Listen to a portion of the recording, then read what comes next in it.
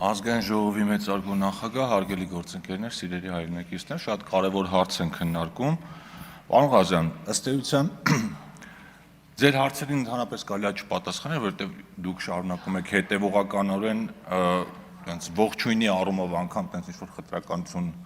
դրսևորել, բայց պատասխանում եմ, որպեսզի մեր հայրենակիցների համար էլ հասկանալի լինի։ Ծանրաբեռնվածություն է, եթե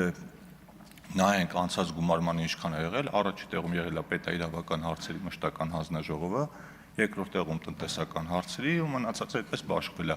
Բայց եթե հանձնաժողովում նիստեր չի գումարվել կամ քիչ է գումարվել, այդ ծանրաբեռնվածության մասին չի խոսում, որովհետև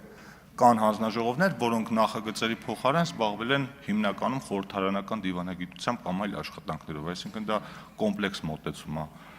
Մնացածը ինչու 12 հանձնաժողով, ես համոզված եմ, ինչ թիվ դնենք, դու գալու եք ասեք ինչի է այդ թիվը։ Դրա համար նորմալ պրոցեդուրան այն է, որ ընդդիմությունը եւ իշխանությունը իրար հետ մինչեւ այս հարցը ազգային ժողովի դիագումար նիստերի դահլիճում քննարկելը, իրար հետ փորձեն, քննարկեն, բանակցեն, միգուցե